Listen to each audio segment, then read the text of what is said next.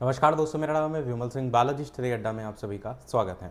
उत्तर प्रदेश शिक्षक भर्ती प्राथमिक या फिर सुपर टेट एग्जाम को लेकर लगातार हम आपको topic wise handwritten notes जो है वो भी करा रहे हैं, साथ ही उस पर बेस्ड जो क्वेश्चन है वो भी प्रैक्टिस करा रहे हैं। सिलेबस हम दिखा देते हैं आपको स्टार्ट कराने से पहले कि अभी तक हम आपके साइंस सिलेबस में सारे चैप्टर कवर कर चुके हैं, दैनिक जीवन विज्ञान से लेकर के जीवों की दुनिया तक। और आज हमारा टॉपिक है मानव शरीर स्वास्थ्य करके।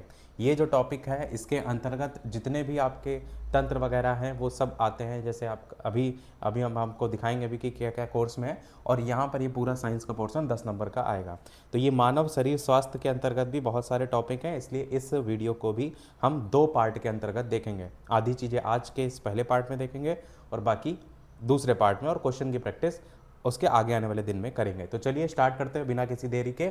सबसे पहले मानव शरीर एवं स्वास्थ्य हमारा जो चैप्टर है ह्यूमन बॉडी एंड हेल्थ, इसमें मानव शरीर के संगठन को समझते हैं कि क्या तरीके से जो है ये बनता है।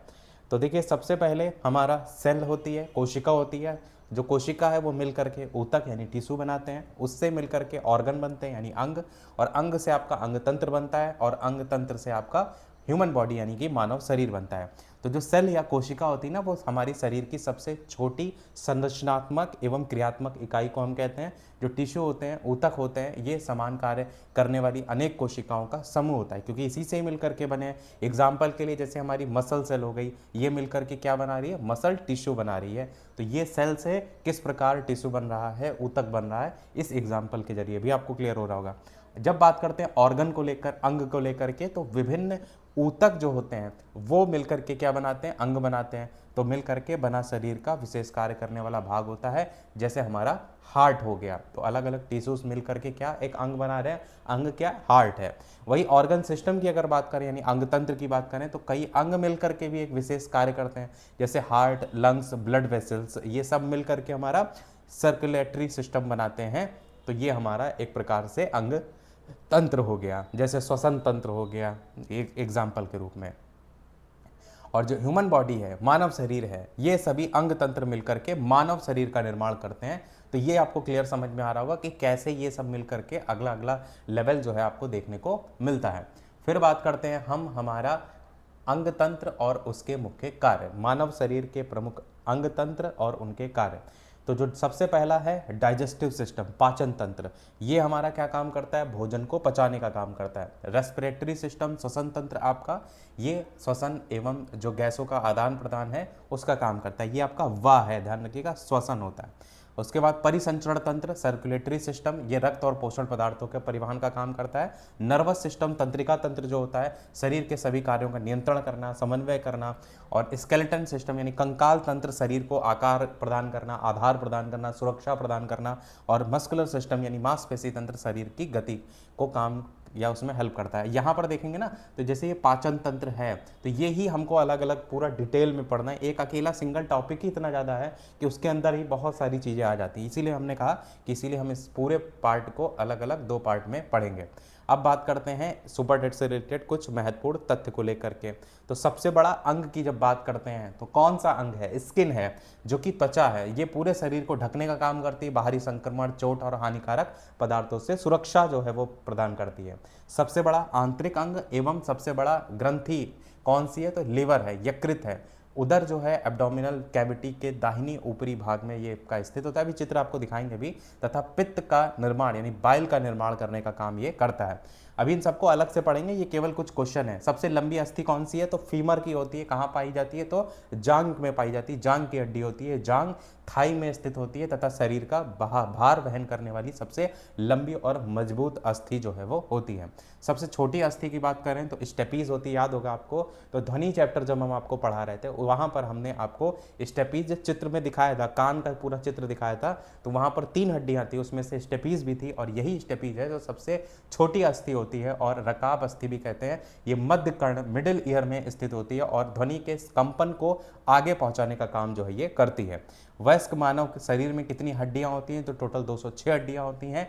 और नवजात शिशु में अगर बात करें तो लगभग 270 हड्डियां होती हैं, यानी इससे ज़्यादा होती हैं। तो ये कम कैसे हो जाती हैं? ये कम हो जाती हैं बढ़ते समय आपस में, यानी कि जब उसका शरीर बढ़ रहा है, अब उसकी एज बढ़ रही, तो बढ़ते बढ़ते समय आप कहेंगे उसमें आपस में जो हड्डियां अस्थियां होती हैं जुड़ करके ये घट जाती हैं, और घट करके 206 आ जाती हैं। इसीलिए वयस्कों में 206 हड्डियां जो है आपको देखने को मिलती हैं। इसके बाद हम बात करते हैं अब चित्र को लेकर के, मानव शरीर के प्रमुख अंग।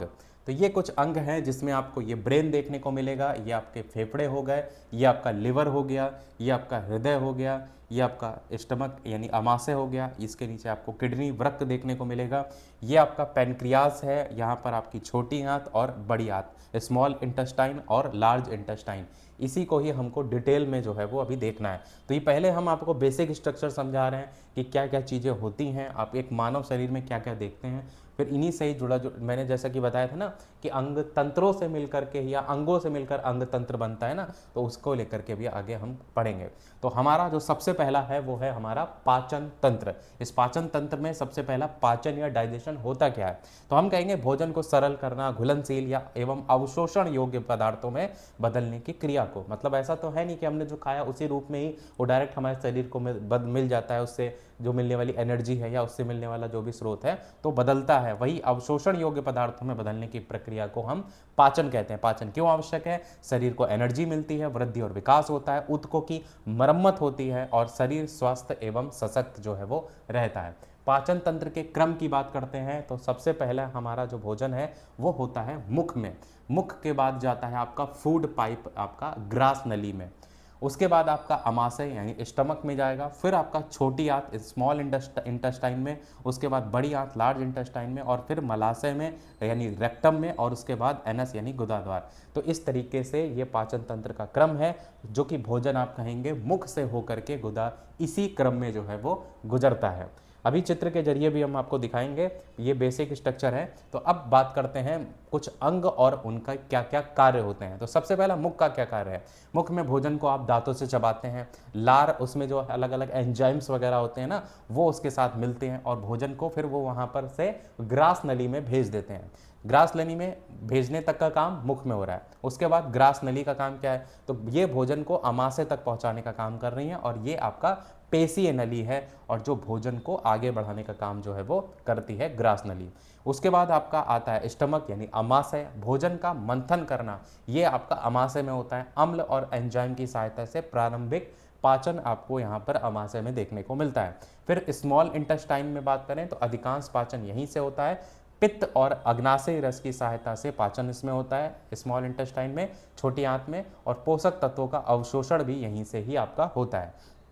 फिर आता है लार्ज इंटेस्टाइन, बड़ी आंत, तो जल और लवण का अवशोषण करना, और शेष जितना भी बचा हुआ अपचित भोजन होता है वो आपका मल में बदलता है, मलाशय में भेजा जाता है। तो जल और लवण का अवशोषण बड़ी आंत में होता है। अब ये जो आपने यहाँ पर सारे काम देखें, इसी को थोड़ा सा चित्र में भी देख लीजिए। तो यहाँ पर सबसे पहले आप देखेंगे मुख, फिर आपका आता है ग्रास नली, यहाँ पर कह रहा है ना भोजन को अमाशय तक, ये देखिए जो आपका ये फूड पाइप टाइप से गया है, ये आपका क्या है? ग्रास नली है। उसके बाद आपका जाता है अमाशय में, तो यहाँ पर देखिए ये क्या है? अमाशय है। फिर अमाशय के बाद आपका स्मॉल इंटेस्टाइन में जाएगा, यहाँ पर इसके नीचे अमाशय के नीचे अग्नाशय है, और ये लिवर है, यकृत है, ये गॉल ब्लेडर है। ये सब जिनके काम है अभी हम आगे पढ़ेंगे, ये सब आपके रस का श्रावण करते हैं, जो आपका पाचन में भी हेल्प करता है, कन्वर्जन में भी हेल्प करता है। तो यहाँ पर हमारा उसके अलावा छोटी आंत है, और आपका बड़ी आंत है, लार्ज इंटेस्टाइन है, और आपका एनस है, रेक्टम है। यहाँ पर देखेंगे स्मॉल इंटेस्टाइन के बाद लार्ज इंटेस्टाइन। ये आपको चित्र के जरिए जो चीज़ें इधर लिखी हुई हैं वो यहाँ चित्र के जरिए खुद से भी देखेंगे तो चीज़ें दिमाग में बैठेंगी। अब यहाँ पर कुछ पॉइंट, एक सिंपल सा, कि अधिकांश पाचन और पोषक तत्वों का जो अवशोषण होता है वो स्मॉल इंटेस्टाइन, छोटी आंत में होता है। सुनने में लगता है बड़ी आंत है तो बड़ा काम सबसे ज़्यादा उसका होगा, पर ऐसा नहीं, अपोजिट होता है। छोटी आंत में सबसे ज़्यादा पाचन होता है और पोषक तत्वों का अवशोषण होता है। जल का अवशोषण का होता है तो बड़ी आंत में होता है। यहाँ देखिए जल और लवण का अवशोषण बड़ी आंत में होता है। पाचन की प्रक्रिया जो होती है वो आपकी मुख से प्रारंभ होती है, और पाचन तंत्र की कुल लंबाई लगभग 8 से 9 मीटर आपको देखने को मिलती है। अब इसमें पाचन तंत्र में ही आपका अलग अलग पाचक अंग भी होते हैं। एंजाइम अलग चीज है, एंजाइम को भी आगे हम पढ़ेंगे। पाचक अंग भी होते हैं, जिसमें सबसे पहला है हमारा लार ग्रंथियां, जिसको हम कहेंगे सलाइवरी ग्लैंड्स। तो जो सलाइवा होती है, लार होती है, जब हम कोई चीज खाना खाते हैं तो आपकी जो मुख है उसमें आप देखते हैं लार प्रोड्यूस होती है। तो जो लार है इसका स्राव करती हैं कौन? सलाइवा जो है इसका स्राव करती हैं, यही ग्लैंड करती हैं, लार ग्रंथियां करती हैं, और ये भोजन को नम बनाती हैं और पाचन में ये हेल्प करती हैं। तो हमारी सबसे पहली क्या हो गई? सलाइवरी ग्लैंड यानी कि लार ग्रंथियां। इधर अभी चित्र की भी बात करेंगे। फिर उसके बाद बात करते हैं लीवर यानी यकृत। तो ये आपका जो पित्त रस होता है, जिसको हम बाइल जूस कहते हैं, इसका निर्माण करता है। ये लीवर मुख्य कार्य क्या है इसका? बाइल जूस का निर्माण करना। फिर आता है गॉल ब्लैडर यानी पित्ताशय। तो इसकी बात करेंगे तो बाइल का यानी पित्त का संग्रह करने का काम, निर्माण ये कर रहा है पर गॉल ब्लैडर कर रहा है, इसका संग्रह कर रहा है और आवश्यकता होने पर इसको छोटी आंत में छोड़ता है। फिर आपका आता है पैनक्रियास यानी अग्नाशय। तो ये जो होता है पैनक्रियास, ये पैनक्रियाटिक जूस का स्राव करता है, जिसमें कई एंजाइम भी होते हैं जो पाचन में सहायता करते हैं। मैंने बताया ये एंजाइम पूरे अपने आप में अलग टॉपिक है, इसको अभी हम चार्ट के जरिए देखेंगे, क्योंकि एंजाइम से बहुत ज़्यादा क्वेश्चन पूछे जाते हैं। तो ये आपने देखे कुछ सहायक पाचक अंग हैं, जिसमें सलाइवरी ग्लैंड, लिवर है, गॉल ब्लैडर है और पैनक्रियास है, जो हमारे पाचक में मेन हेल्प करते हैं। तो ये आपका लिवर हो गया, ये आपका उसके जो ये लिवर देख रहे हैं आप, इसी यकृत के नीचे ही आपको ये छोटा सा देखने को मिलता है गॉल ब्लैडर पित्ताशय, जो यहाँ पर बाइल का संग्रह कर रहा है। तो यहाँ इसी लिवर से आपका बाइल जो पित्त रस है उसका श्रावण हो रहा है और जा करके कहाँ पर स्टोर हो रहा है? तो इसी पित्ताशय में यानी गॉल ब्लैडर में जाकर के ये संग्रह हो रहा है, और अब जब आवश्यकता होती है तो फिर इसको ये छोड़ता कहाँ पर है? छोटी आंत में। और जो पैनक्रियास है वो आपको उसके नीचे देखने को मिल रहा है। तो पैनक्रियाटिक जूस का जो स्राव है वो ये करता है, जिसमें कई एंजाइम होते हैं जो पाचन में जो है वो हेल्प करते हैं। तो ये चित्र के जरिए आप देखेंगे, थोड़ा सा चीज़ों को आपको समझने में आसानी होगी और ज़्यादा चीज़ें दिमाग में आपके बैठ जाएंगी, इसीलिए साइड में चित्र भी आपके लगे हुए हैं। अब हमने कहा था कि हम पाचक रस की बात कर लेते हैं। अभी हमने पाचक अंग की बात की, ध्यान दीजिएगा, पाचक अंग की अभी बात की। अब हम बात करते हैं पाचक रस। सबसे पहला पाचक रस है आपका सलाइवा यानी कि लार। ये कहाँ बनता है? तो लार ग्रंथियां यानी कि सलाइवरी ग्लैंड्स में बनता है। और मुख्य काम क्या होता है इसका? तो स्टार्च को प्रारंभिक पाचन का काम करता है। जो आपके मुख में जो आप खाना खा रहे हैं उसमें जो स्टार्च है उसका प्रारंभिक पाचन जो है वो ये करता है सलाइवा। कौन कहाँ बन रहा है? सलाइवरी ग्लैंड यानी लार ग्रंथियों में। फिर आता है अमाशयी रस, जो अभी बताया मैंने। गैस्ट्रिक जूस कहाँ पर बनता है? स्टमक अमाशय में बनता है। और ये काम क्या करता है? तो प्रोटीन का प्रारंभिक पाचन जो है वो ये करता है आपका। तो ये आपको जरूर याद रखना है, बहुत पूछा जाता है प्रोटीन का प्रारंभिक पाचन।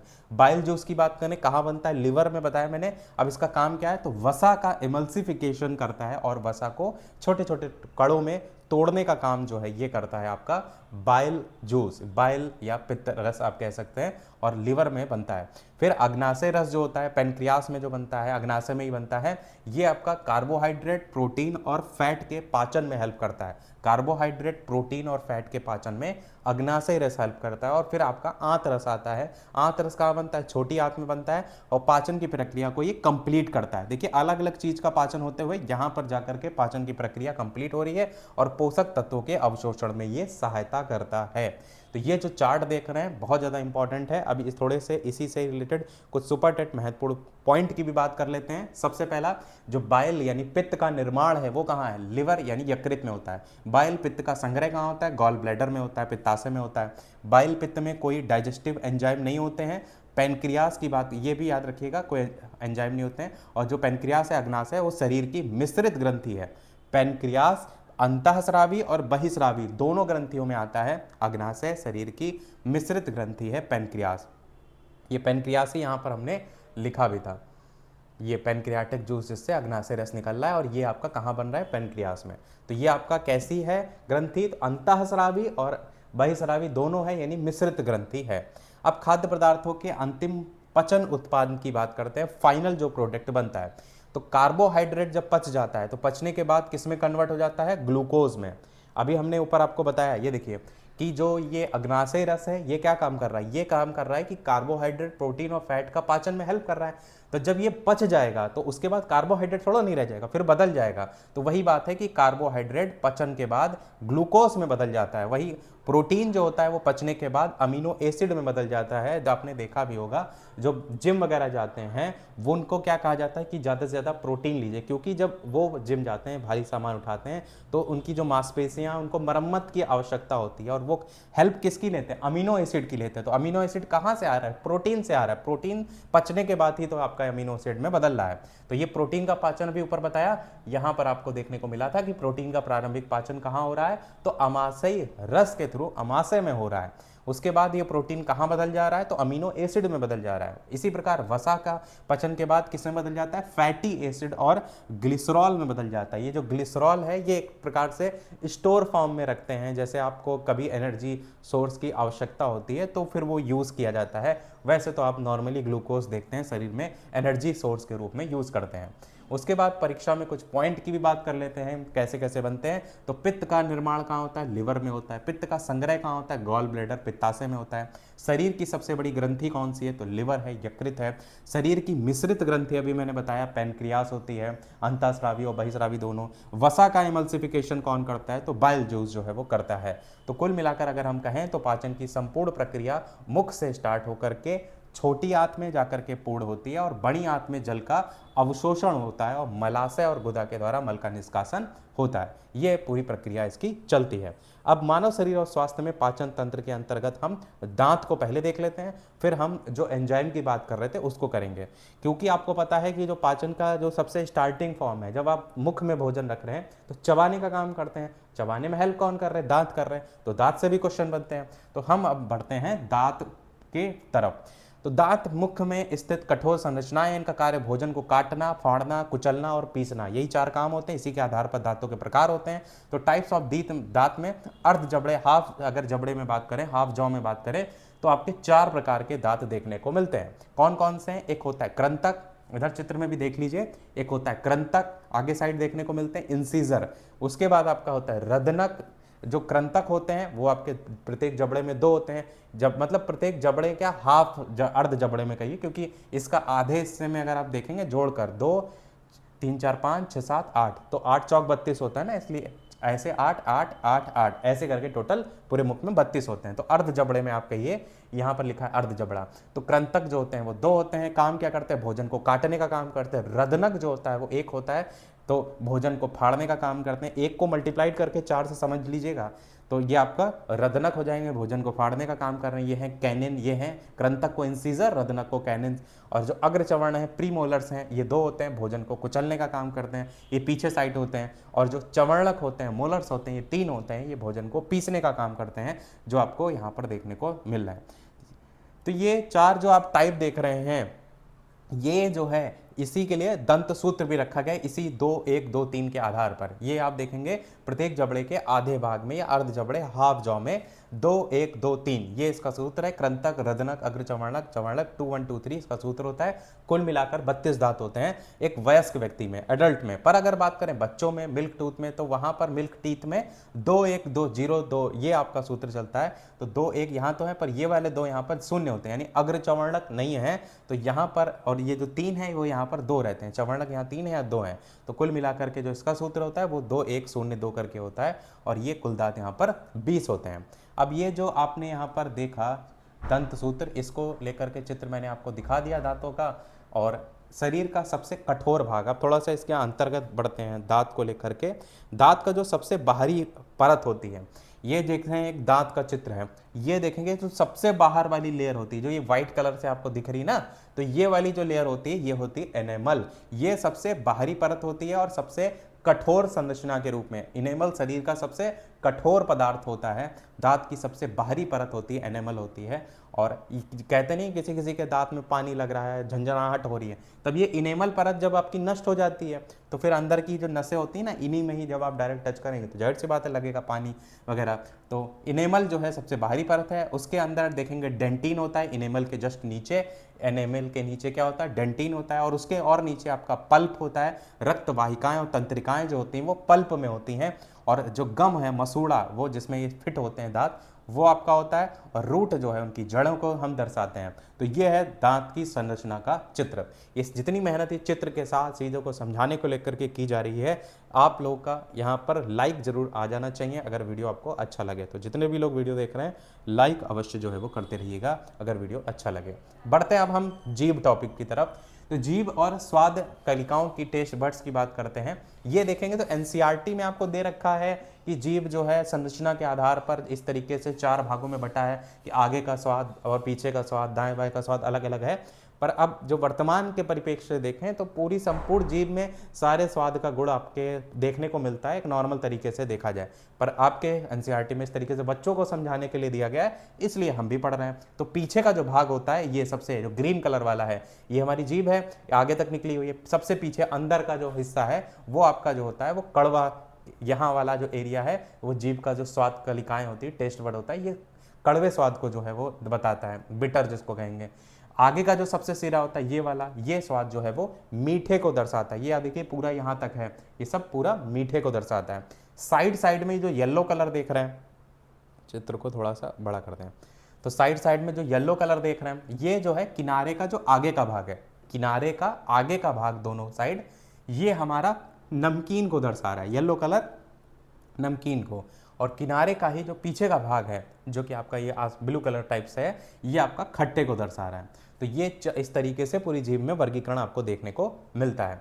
पूरी जीभ पर सभी स्वादों का अनुभव होता है, लेकिन किसी एक स्वाद की संवेदनशीलता विशिष्ट भाग में अधिक होता है। यही चीज मैंने बताई कि एक्चुअल में तो पूरे जीभ में सभी संवेदों का, मतलब जितने भी स्वाद होते हैं सभी के प्रति हमारा अनुभव हमको होता है, पर कुछ विशेष तौर पर ये भाग हैं जिनमें आपको अधिक होता है, इसलिए ये आपको पता होना चाहिए। ये हो गया हमारा जीभ और स्वाद कलिकाएं। फिर बात करते हैं रसांकुर या फिर विली को लेकर। तो जो छोटी आंत की दीवारें होती हैं, अभी हमने स्मॉल इंटेस्टाइन की बात की, जब हम भोजन का पाचन कर रहे हैं तो प्रमुख रूप से स्मॉल इंटेस्टाइन में होता है। तो इसकी जो आंतरिक दीवार होती हैं, इसकी जो आंतरिक दीवार होती हैं, उसमें उंगली जैसी असंख्य संरचनाएं होती हैं, जिन्हें हम कहते हैं विली, या फिर हिंदी में कहते हैं रसांकुर। तो ये विली जो होता है वो आंत की सतह का क्षेत्रफल बहुत ज़्यादा बढ़ा देती हैं, और इसके अंदर जो रक्त वाहिकाएं होती हैं और लसिका वाहिकाएं होती हैं, ये क्या करती है, पचे हुए भोजन का अवशोषण करती है। इसको आप थोड़ा सा एग्जाम्पल से अगर समझे, जैसे कि टॉवल होती है, धागेनुमा संरचना होती है, जब हम उसको पानी में डालते हैं तो बहुत जल्दी पानी सोख लेती है। वही हाल यहाँ भी है रसांकुर या विली का, छोटी आंत के अंदर होती है। तो जो इसके अंदर धागेनुमा संरचना होती है, वो जो भोजन का पाचन वाली प्रक्रिया होती है, उसमें से जो जरूरी चीजें अवशोषण करना होता है, वो आपका इसी रसांकुर या विली के थ्रू जो है वो कर लेती हैं। वही चीज यहाँ पर समझाई गई। तो छोटी आंत का भीतरी भाग इस तरीके से विली या रसांकुर इसमें देखने को मिलते हैं। अब बाकी जो हमने अभी चीज़ें देखी उसको थोड़ा सा सुपरटेट महत्वपूर्ण तथ्य से देख लेते हैं। दूध के दांत 20 होते हैं, स्थायी दांत 32 होते हैं, दंत सूत्र 2123 है। पाचन की शुरुआत मुख से होती है। सबसे कठोर पदार्थ एनामल होता है। दंत सूत्र बच्चे के लिए 2102 जो है वो होता है। ये ऑब्लिक करके इसलिए लिखा है क्योंकि दोनों अर्ध जबड़े की जब बात करते हैं ना, तो एक बार लिखते हैं, फिर जब दोनों साइड हो जाएगा इसलिए ऑब्लिक करके इस तरीके से लिखते हैं। अब बात करते हैं हम मानव शरीर और स्वास्थ्य में पाचन तंत्र को लेकर के, इसका भाग 4 जो कि है पाचक रस और एंजाइम। मैंने बताया था पाचक रस और एंजाइम से सबसे ज्यादा क्वेश्चन जो है आपको देखने को मिलते हैं। अब इसी की बात करते हैं। सबसे पहला पाचक रस है लार। अभी हमने बात की सलाइवा की, इसमें कौन सा एंजाइम पाया जाता है। अभी तक हम लार की जब बात कर रहे थे तो वो काम क्या कर रहा था उस पर फोकस कर रहे थे। अब किसकी बात कर रहे हैं, उसमें उपस्थित एंजाइम, और वो एंजाइम कहाँ बनता है और वो एंजाइम किस पर कार्य करता है और वो बाद में किस में कन्वर्ट हो जाता है, मतलब सारी चीज़ों की बात। तो लार की बात करें तो सबसे पहला एंजाइम इसमें होता है टाइलिन। टाइलिन एंजाइम जो होता है वो कहाँ बनता है, लार ग्रंथियों में बनता है। और ये किस पर काम करता है, तो स्टार्च यानी कार्बोहाइड्रेट इस पे काम करेगा। और स्टार्च मैंने बताया पाचन में हेल्प करता है, तो स्टार्च जो है किस में बदल जाता है, पाचन के बाद माल्टोस में बदल जाता है। और ये जो बदल जाता है ना, इसी कारण ऐसा होता है कि जब आप रोटी खाते हैं तो आपको चबाने के बाद मीठी सी लगती है, और वो यही कारण होता है कि स्टार्च माल्टोस में कन्वर्ट हो जाता है। फिर बात करते हैं अगला, गैस्ट्रिक जूस। अच्छा, ये चीज़ें जो देख रहे हैं, अब इसको हम छोटा तो कर नहीं सकते। किसी ने शायद कहा था कि इसको क्लियर नहीं दिखाई दे रहा, तो हमने खुद मोबाइल में चला करके देखा था, क्लियर सारी चीज़ें दिखाई दे रही हैं। बस आपको वीडियो की क्वालिटी को बढ़ा लेना है। अगर बहुत कम क्वालिटी में देखेंगे तो वैसे भी नहीं दिखाई देगा, तो वीडियो की क्वालिटी को बढ़ा लीजिएगा। वैसे जहाँ पर जूम करने वाला होता है हम ऑलरेडी कर देते हैं ताकि आपको क्लियर दिखाई दे। बाकी यहाँ पर पूरा चार्ट ही ऐसे बना है, तो इसको तो हम जूम इन जूम आउट नहीं करेंगे। तो इसलिए आप वीडियो की क्वालिटी को बढ़ा लीजिएगा। तो गैस्ट्रिक जूस की बात करते हैं, एंजाइम जो होता है वो आपका इसमें पेप्सिन होता है, इसके अलावा रेनिन होता है शिशुओं में, और आपका HCl होता है हाइड्रोक्लोरिक एसिड। तो जो पेप्सिन एंजाइम होता है ये कहाँ बनता है, अमाशय में, और रेनिन भी अमाशय में, और हाइड्रोक्लोरिक HCl भी अमाशय में। अमाशय में तीनों में इसलिए क्योंकि ये जो गैस्ट्रिक जूस है यहीं तो स्रावित होता है। फिर किस पर काम करता है, तो जो पेप्सिन एंजाइम है ये काम करता है प्रोटीन पर, प्रोटीन के पाचन में हेल्प करता है, और प्रोटीन जो है इस बदल देता है इसको पेप्टोन्स और पॉलीपेप्टाइड में। पेप्सिन एंजाइम प्रोटीन को पेप्टोन्स और पॉलीपेप्टाइड्स में बदल देता है। रेनिन एंजाइम की बात करते हैं तो ये आपका अमाशय में बनेगा, पर ये आपका दूध का जो केसिन होता है, दूध में आपको पता है ना केसिन होता है, तो केसिन के को ये किस में बदल देता है, पैरा केसिन में बदल देता है। ये मुख्य रूप से शिशुओं में आपका हेल्प करता है, क्योंकि बच्चे दूध पिएंगे तो उसको ये बदल देता है, पाचन में हेल्प करता है ना इसलिए। फिर जो HCl होता है हाइड्रोक्लोरिक एसिड होता है, ये आपका माध्यम को एक तो अम्लीय बनाता है। हमारा जो अमाशय होता है, स्टमक होता है, उसमें आपको पता है उसकी जो दीवारें होती हैं उससे HCl रिलीज होता है। ये काम वही करता है कि जो आप खाना खाते हैं उसके पाचन के लिए HCl रिलीज करेगा और माध्यम को अम्लीय बना देता है, जिससे जितने भी हानिकारक जीवाणु होते हैं वो नष्ट हो जाते हैं। तो पेप्सिन को ये सक्रिय भी करता है। ये पेप्सिनोसिन एक्चुअल में होता है, और ये पेप्सिनोसिन को पेप्सिन में कन्वर्ट करके उसको एक्टिव कर देता है, और यही जो पेप्सिन है वो यहाँ पर आकर के फिर इस जो प्रोटीन है इसके पाचन को मतलब करने के बाद इसमें पेप्टोन्स और पॉलीपेप्टाइड में बदलता है। तो ये जो पेप्सिन को सक्रिय करता है ये वाला पेप्सिन, ये पहले होता है पेप्सिनोसिन, और अभी हम आपको नीचे दिखाएंगे, अभी लिखा हुआ भी देखने को मिलेगा। तो ये HCl ही हेल्प करता है। फिर बात करते हैं हमारा अगला अग्नाशय रस यानी कि पेनक्रियाटिक जूस, जो कि इसमें एंजाइम की बात करें तो ट्रिप्सिन होता है, पेनक्रियाटिक एमिलेज होता है, और लाइपेज होता है। तो ये कहाँ पर देखने को मिलते हैं, अग्नाशय में, पेनक्रियास में देखने को मिलते हैं। ये ट्रिप्सिन होता है, ये भी आपका प्रोटीन का पाचन कर रहा है, जैसे ये कर रहा था पेप्सिन वाला, तो ट्रिप्सिन भी कर रहा है। और ये किस में बदल रहा है, पेप्टोन्स के अलावा अमीनो एसिड में बदल रहा है, और यही अमीनो एसिड की बात हमने की थी जो हेल्प करता है मरम्मत में। उसके बाद आपका मरम्मत का मतलब वही है जो आपकी कोशिकाएं नष्ट होती हैं, नई बननी होती हैं, उनमें हेल्प करता है। और उसके बाद जो एमाइलेज है वो आपका स्टार्च जो कार्बोहाइड्रेट है इसको माल्टोज में बदलता है। और उसके बाद जो लाइपेज है वो आपका वसा को बदलता है फैटी एसिड और ग्लिसरॉल। ये जो अभी हमने ऊपर एक चार्ट देखा था ना, वहीं पर मैंने आपको ये चीज़ बताई थी। फिर उसके बाद आता है आंतरस। तो इसकी बात करें तो इसमें एंजाइम होते हैं माल्टोज, सुक्रोज, लैक्टोज और एरेप्सिन, जिसको हम पेप्टिडेज भी कहेंगे। तो माल्टोज, सुक्रोज, जो लैक्टोज है, कहाँ की ग्रंथियां हैं, छोटी आंत की ग्रंथियां हैं। ये माल्टोज जो है इसको बदलता है ग्लूकोज में, सुक्रोज को बदलता है ग्लूकोज प्लस फ्रैक्टोज में, और जो लैक्टोज है इसको बदलता है ग्लूकोज प्लस गैलेक्टोज में। तो ये आपको देखने को मिलता है परिवर्तन। और जो पेप्टाइड्स है जिसका नाम एरेप्सिन है, ये पेप्टाइड्स जो है अमीनो एसिड में जो है वो बदल जाता है। तो ये आपको जो यहाँ पर दे रखा है पाचक रस और एंजाइम से रिलेटेड, इसको आपको बिल्कुल रटा होना चाहिए। अब बढ़ते हैं अमाशय के अम्ल को लेकर के। तो अभी जैसे कि हमने आपको बताया HCl को लेकर, हाइड्रोक्लोरिक एसिड, ये हमारा उदर है, पेट है, अमाशय है। तो ये जो अमाशय है इसके अंतर्गत HCl अमाशय की ग्रंथियों द्वारा बनाया जाता है। अभी जो कि मैंने आपको बताया HCl जो भोजन को अम्लीय बना रहा है, जीवाणुओं को नष्ट कर रहा है, तो हानिकारक जीवाणुओं को नष्ट करता है। इसके अलावा पेप्सिनोजन, यही चीज़ मैंने अभी बताई कि पेप्सिनोजन को पेप्सिन में बदलकर सक्रिय करता है। यही चीज़ आपको यहाँ पर लिख करके बताई थी कि ये क्या कर रहा है, पेप्सिन को जो सक्रिय कर रहा है ना, तो ये यहीं से करता है। पेप्सिनोजन होता है उसको पेप्सिन में बदलकर सक्रिय करता है। प्रोटीन के पाचन में भी हेल्प करता है ये, और HCl के बिना पेप्सिन काम ही नहीं कर सकता, क्योंकि HCl ही इस पेप्सिन को तो सक्रिय कर रहा है। वही चीज़ मैंने आपको ऊपर लिख करके बताई।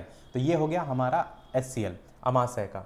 अब अंतिम पाचन उत्पाद की बात करते हैं, फाइनल प्रोडक्ट। तो कार्बोहाइड्रेट पचने के बाद ग्लूकोज में बदल जाता है, प्रोटीन पाचन के बाद अमीनो एसिड में बदल जाता है, और वसा पाचन के बाद फैटी एसिड और ग्लिसरॉल में बदल जाता है। ये चीज़ मैंने अभी आपको ऑलरेडी बताई।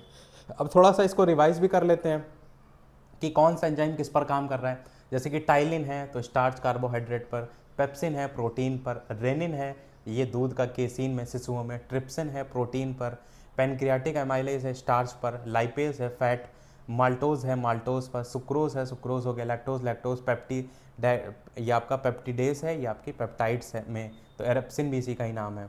उसके अलावा टाइलिन लार में पाया जाता है, स्टार्च पर काम करता है। पेप्सिन अमाशय में पाया जाता है, प्रोटीन पर काम करता है। रेनिन शिशुओं के अमाशय में पाया जाता है, दूध के कैसीन पर काम करता है। लाइपेज अग्नाशयी रस में पाया जाता है, वसा पर काम करता है। HCl अमाशय में पाया जाता है, माध्यम को अम्लीय बनाता है और जीवाणु को नष्ट करता है। कुछ और भी यहाँ पर महत्वपूर्ण MCQ हैं, जैसे स्टार्च का प्रारंभिक पाचन कौन करता है। ये हम कुछ जो MCQ करा रहे हैं ना, ये केवल और केवल आपके रिवाइज के पर्पज से हैं, क्योंकि जो MCQ हम कराते हैं वो तो अलग से ही कराते हैं। तो स्टार्च का प्रारंभिक पाचन कौन करता है, टाइलिन करता है, लार में पाए जाने वाला एंजाइम। प्रोटीन का प्रारंभिक पाचन कौन करता है, पेप्सिन करता है, अमाशय में पाया जाने वाला एंजाइम। शिशुओं के दूध का पाचन कौन करता है, रेनिन करता है, अमाशय में पाया जाता है। फैट का पाचन कौन करता है, लाइपेज करता है, अग्नाशय रस में पाया जाने वाला एंजाइम। अमाशय में पाया जाने वाला अम्ल कौन सा है, HCl बताया था। हानिकारक जीवाणु को नष्ट करने वाला पाचक रस भी आपका HCl के कारण गैस्ट्रिक जूस जो है वो हो जाएगा। चलिए अब बढ़ते हैं हम हमारा श्वसन तंत्र की तरफ। पाचन तंत्र हुआ हमारा समाप्त, अब श्वसन तंत्र पर बढ़ते हैं। तो सबसे पहले श्वसन यानी रेस्पिरेशन है क्या। जो भी चैनल पर नए हो सब्सक्राइब करके जरूर जुड़ जाइएगा, ताकि आगे आने वाला वीडियो आपसे मिस ना हो। और नोटिफिकेशन बेल जरूर ऑन कर लीजिएगा, ऑल पर भी क्लिक कर दीजिएगा, ताकि सारे नोटिफिकेशन आप तक पहुंचते रहें जो भी नए हो, क्योंकि इसी तरीके की क्लासें बेहतरीन से बेहतरीन आपको आगे भी मिलती रहेंगी। तो श्वसन क्या है, श्वसन वो प्रक्रिया जिसके द्वारा शरीर ऑक्सीजन ग्रहण करता है और कार्बन डाइऑक्साइड बाहर निकालता है। श्वसन क्यों आवश्यक है, शरीर को ऊर्जा प्रदान करने के लिए, सभी कोशिकाओं के कार्यों के लिए, शरीर को जीवित रखने के लिए।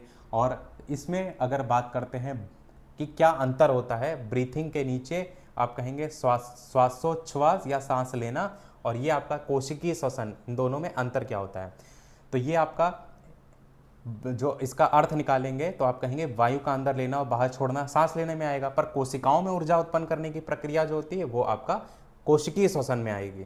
फेफड़ों तक सीमित होता है आपका, और ये संपूर्ण शरीर की कोशिकाओं में होता है। ये आपका इनहेलेशन और एक्सहेलेशन पर बेस्ड होता है ब्रीथिंग, और ये आपका ग्लूकोज प्लस ऑक्सीजन ये मिलकर के ऊर्जा प्लस CO2 प्लस H2O बनाता है। तो ये आपके दोनों में बेसिक सा डिफरेंस है। एक तरफ आप कोशिकीय श्वसन कह लीजिए, इसी के अलग अलग टर्म लिखे हैं, और एक तरफ आप कह लीजिए सांस लेना। उसके बाद ये हमारा पॉइंट नंबर 1 है। अब श्वसन तंत्र का क्रम क्या होता है, ये सबसे ज़्यादा इंपॉर्टेंट है। तो सबसे पहले हमारा नोज, नाक, जहाँ से श्वसन स्टार्ट होगी, फिर ये आपका जाता है ग्रसनी में, फेरेनिक्स में, उसके बाद जाता है लैरिनिक्स में, स्वरयंत्र में, फिर ट्रैकिया में जाता है, श्वास नली में, अभी चित्र भी हम आपको दिखाएंगे। उसके बाद ब्रोंकी में यानी श्वसनी में, और फिर श्वसनिकाओं में यानी ब्रोंक्योल्स में, और फिर वायुकोश में यानी एल्वेओली में। और यही चीज़ यहाँ पर आप पॉइंट टू पॉइंट भी देखिए। तो सबसे पहले नाक की अगर बात करें तो ये क्या करता है, वायु को छानता है, नम करता है, गर्म करता है। मैं आपको क्या करूँ, चित्र भी साथ साथ में दिखाता चलता हूँ, ताकि आप चीज़ों को समझते चलें। तो सबसे पहले क्या आता है, नाक आता है, जहाँ से आपका श्वसन तंत्र स्टार्ट होता है, जो कि आप सभी को पता है। श्वसन तंत्र का जो दूसरा पॉइंट है वो आपका है, ये नाक का काम वायु को छानना होता है, नम करना और गर्म करना।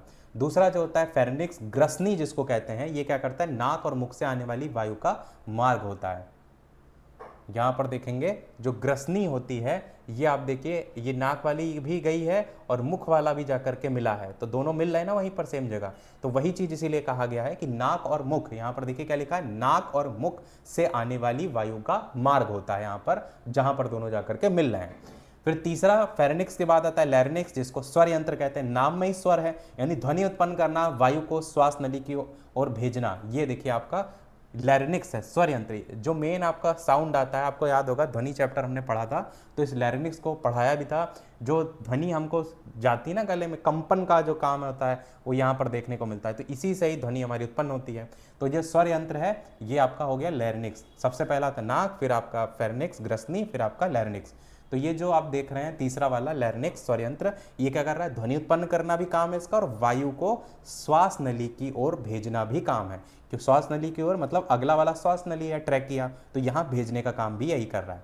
अब श्वास नली का क्या काम है, ये करता है वायु को फेफड़ों तक पहुंचाने के काम, और इसमें सी आकार के छल्ले देखने को मिलते हैं, वो भी देखिए यहाँ पर, ये देख रहे हैं, ये है आपकी लंबी सी जो संरचना है, ये है श्वास नली, ट्रैकिया। तो ये जो ट्रैकिया है, इसी में ये आपको जो छल्ले देखने को मिल रहे हैं सी आकार के, ये इस जो ये अंदर नली है ना, श्वास नली, इसको संकुचित होने से भी तो बचाने का काम कर रहे हैं। बाई चांस बाहर से कोई आघात लग जाए तो ये दब ना जा पाइप, इसलिए, वरना व्यक्ति की मृत्यु हो सकती है, सांस नहीं पहुंचेगी नीचे। तो ये श्वास नली है, कहाँ तक जा रही है, ये आपकी फेफड़ों तक जा रही है, ये हमारा हो गया ट्रैकिया। तो ये हमारा है श्वास नली, जो कि वायु को फेफड़ों तक पहुंचा रही है, और सी आकार के पास से छल्ले हैं। फिर अगला नंबर आएगा ब्रोंकी का, श्वसनी का। ये क्या कर रहा है, वायु को दाएं और बाएं फेफड़ों में पहुंचा रहा है। यहाँ पर देखिए जो ब्रोंकी है, श्वसनी है, ये दाएं और बाएं फेफड़ों में पहुंचाने का काम कर रहा है। तो श्वास नली के बाद अगला नंबर इसका आ जाएगा। उसके बाद आपका ब्रोंकी के बाद आएगा ब्रोंक्यूल्स, श्वसनिकाएं। ये क्या कर रहे हैं, श्वसनी जो था इसी को छोटे छोटे शाखाओं में बांटने का काम कर रही है और वायु को वायु कोषों तक पहुंचा रही हैं। तो यहाँ पर देखिए जो ये ब्रोंक्यूल्स है यहाँ तक आ गया, फिर इसके बाद भी तो छोटे छोटे भागों में बट गया है।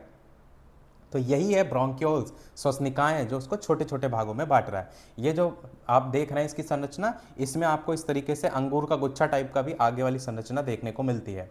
तो यहाँ पर आपका ब्रोंक्यूल्स हो जाता है श्वसनी को छोटे छोटे शाखाओं में बांटना और वायु को वायु कोषों तक पहुंचाना। और सबसे लास्ट में एल्वियोली, वायु कोष, जहाँ पर ऑक्सीजन और कार्बन डाइऑक्साइड का वास्तविक आदान प्रदान होता है। और वो यही है जो ये आपको छल्ले टाइप के ये गोले गोले दिख रहे हैं, ये इसके सिराओं पे आपको देखने को मिलते हैं। यहीं पर ही कार्बन डाइऑक्साइड और ऑक्सीजन का आदान प्रदान देखने को मिलता है। ये आपका वायु कोष आप कहेंगे एल्वियोली। तो ये जाकर यहाँ लास्ट समाप्त होता है। एक चीज़ और देखिए कि ये जो दाएं और बाएं फेफड़ा होता है, इसमें जो राइट वाला लंग्स होता है वो दायां फेफड़ा, इसमें 3 लोब्स होते हैं। और ये वाला जो होता है लेफ्ट वाला, इसमें बायां फेफड़ा, ये 2 लोब्स होंगे। यानी ये वाला थोड़ा बड़ा होता है, ये वाला छोटा होता है। ये चीज़ भी आपको देखने को मिलती है। अब बात करते हैं हम हमारा इसी में ही कुछ महत्वपूर्ण तथ्य को लेकर। तो यहाँ पर देखेंगे सुपरटेट के कुछ महत्वपूर्ण तथ्य, जिसमें श्वसन तंत्र का मुख्य अंग क्या है, तो आप कहेंगे फेफड़े है, लंग्स है। गैसों का वास्तविक आदान प्रदान जो होता है वो कहाँ होता है, तो वायु कोष में होता है, एल्वियोली में होता है, जो कि मैंने अभी आपको ये चित्र दिखाया, ये इसी का ही तो है गैसों का वास्तविक आदान प्रदान। श्वास नली में जो सी आकार के उपास्थि होते हैं, ये वाला जो आप देख रहे हैं, ये जो उपास्थि सी आकार के कार्टिलेज देखने को मिल रहे हैं, छल्ले देखने को मिल रहे हैं, ये इसे दबने से बचाते हैं। श्वास नली में होते हैं ये सी आकार के उपास्थि। जो दायां फेफड़ा होता है, राइट लंग्स इधर वाला, ये 3 लोब्स होते हैं, ऊपरी, मध्य और निचला। बायां फेफड़ा जो होता है 2 लोब्स, ये आपका ऊपरी और निचला होता है। वायु कोष बहुत अधिक संख्या में होते हैं, इसलिए फेफड़ों में सतह का क्षेत्रफल बहुत ज्यादा बढ़ जाता है। फेफड़ों के चारों ओर दोहरी झिल्ली भी होती है, जिससे घर्षण भी कम होता है। तो ये कुछ आप देखेंगे बच्चों को समझाने के लिए एनसीईआरटी में दिया गया है कि नाक से वायु आई, गले से होती श्वास नली, फेफड़ों में जाती ब्रोंकाई, वायु कोषों में मिलती सफाई।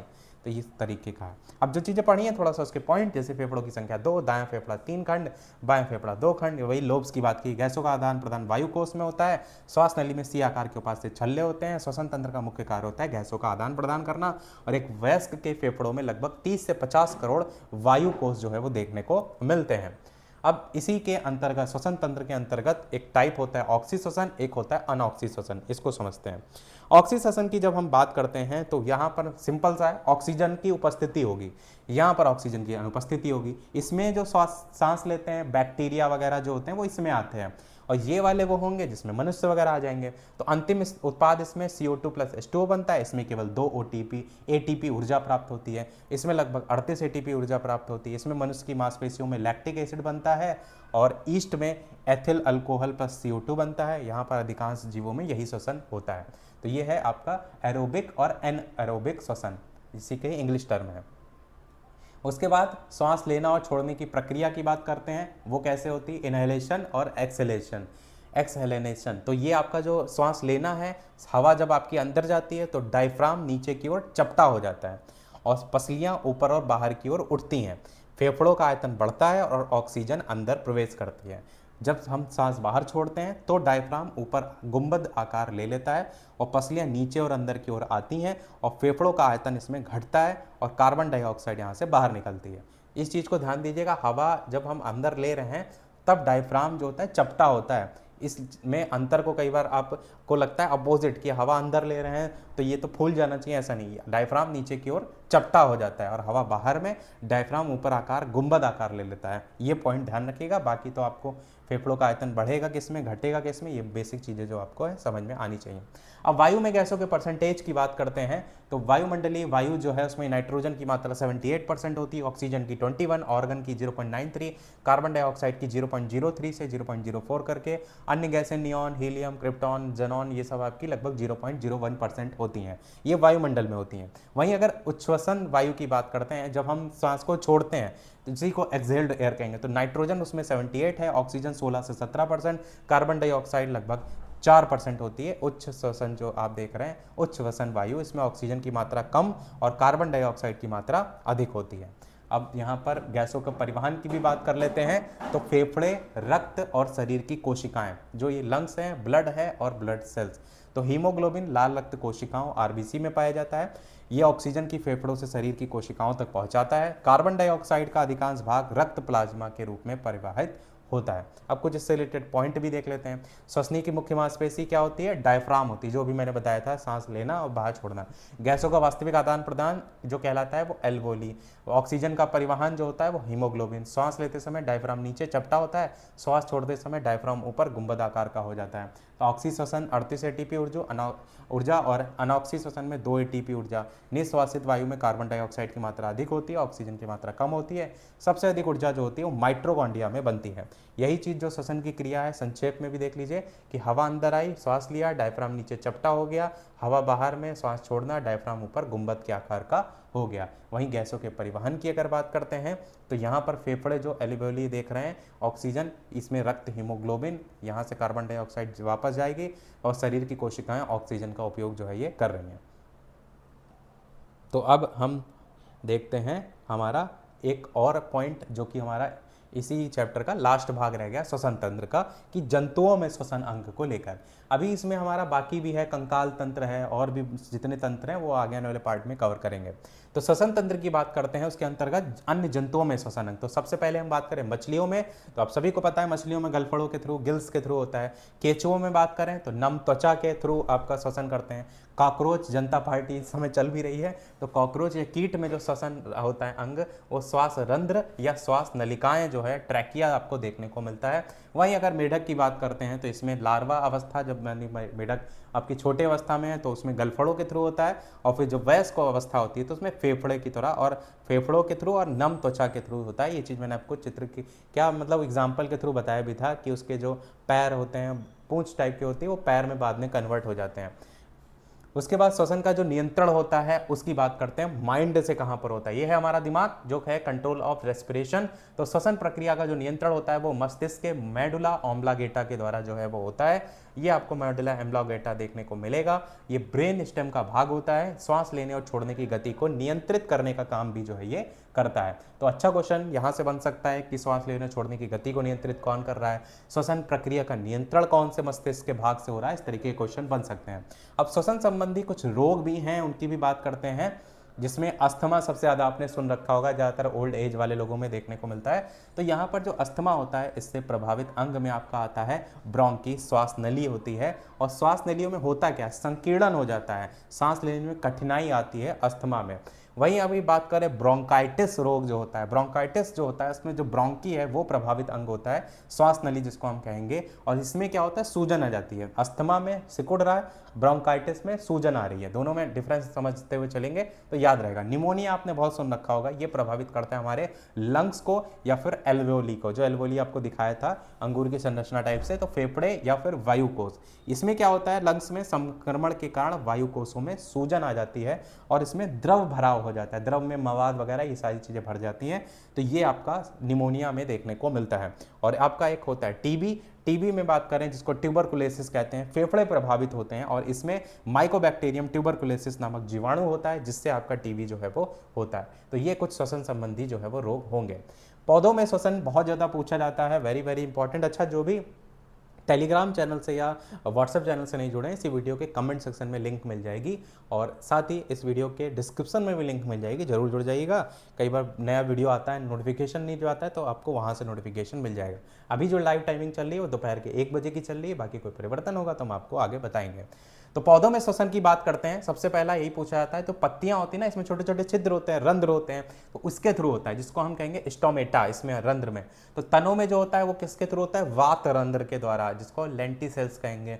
जड़ों में बात करें तो रूट हेयर्स के द्वारा होता है, मिट्टी की वायु में गैसों का आदान प्रदान होता है। तो पौधों में श्वसन, पत्तियों में रंध्र, तनों में वात रंध्र, जड़ों में रूट हेयर्स के द्वारा। पौधे दिन और रात दोनों समय श्वसन करते हैं और श्वसन में वे ऑक्सीजन ग्रहण करते हैं और कार्बन डाइऑक्साइड छोड़ते हैं। प्रकाश संश्लेषण आपकी एक अलग प्रक्रिया है। तो तो ये आपका हो गया हमारा पौधों में श्वसन। अब कुछ इससे रिलेटेड बात कर लेते हैं सुपरटेट के इंपॉर्टेंट पॉइंट, जैसे कि टाइडल वॉल्यूम, ज्वारीय आयतन क्या होता है, लगभग 500 ml होता है। श्वसन क्रिया का जो नियंत्रण होता है वो मॉड्यूला अम्लागेटा से होता है। जो वायु कोश है उसमें गैसों का वास्तविक आदान प्रदान होता है। ऑक्सीजन का जो परिवहन होता है वो हीमोग्लोबिन के थ्रू होता है। ऑक्सी श्वसन जो होता है 38 एटीपी ऊर्जा, अनऑक्सी श्वसन में 2 एटीपी ऊर्जा, फिश में गिल्स के थ्रू होता है। जो श्वसन की बात करते हैं, अर्थवर्म यानी कि वही केचुआ, उसमें मॉइस्ट स्किन, नम त्वचा के थ्रू। कॉकरोच या इंसेक्ट्स में आपका श्वास रंध्र होते हैं या ट्रैकिया, श्वास नलिकाएं होती हैं। फ्रॉग में बात करें तो स्किन, नम त्वचा और लंग्स के थ्रू स्टेज के अकॉर्डिंग होता है। ये श्वसन तंत्र का कुछ सार है। जैसे श्वसन में ऑक्सीजन अंदर ली जाती है, कार्बन डाइऑक्साइड बाहर छोड़ी जाती है। श्वास लेने में डायफ्राम नीचे जाकर चपटा होता है, श्वास छोड़ने में ऊपर आकर गुंबदाकार हो जाता है। वायुमंडलीय वायु में नाइट्रोजन 78, ऑक्सीजन 21। ऑर्गन, ये वैल्यू हमने जो बताई वही सारी लिखी हुई है। निश्वासित वायु में नाइट्रोजन 78, ऑक्सीजन 16-17 और कार्बन डाइऑक्साइड लगभग 4%। और ये तंत्र हमारे शरीर को जीवन के लिए आवश्यक गैसें भी उपलब्ध कराता है। तो श्वसन मतलब ऑक्सीजन लेना, कार्बन डाइऑक्साइड छोड़ना। तो इसी के साथ ये हमारा जो टॉपिक है, आज का पहला पार्ट है, टॉपिक तो नहीं समाप्त हो गया पर आज का जो पहला पार्ट है वो जो है वो समाप्त होता है। पर समाप्त करने से पहले एक प्रश्न है आपके लिए। इतनी चीज़ें आपने पढ़ी हैं, उम्मीद करते हैं सबका आंसर जो है वो आएगा। और प्रश्न आपके लिए है जिसका आंसर वीडियो के मेन कमेंट में आपको बताना है कि मानव शरीर में सबसे लंबा भाग पाचन तंत्र का कौन सा होता है। ए ऑप्शन है आमाशय, स्टमक। बी ऑप्शन है बड़ी आंत यानी लार्ज इंटेस्टाइन, छोटी आंत स्मॉल इंटेस्टाइन, या फिर ग्रास नली आपका। इस तरीके से आपका ऑप्शन हो जाएगा। एसोफेगस ऑप्शन दिया गया है। तो ये आपको चैप्टर मानव शरीर और स्वास्थ्य का पहला पार्ट जो है समाप्त हुआ। और इसका सेकंड पार्ट आएगा जिसमें अभी बहुत सारी चीज़ें रह गई हैं, उसको भी हम कवर करेंगे। बस आप लोग थोड़ा सा लाइक शेयर करके साथ देते रहिएगा।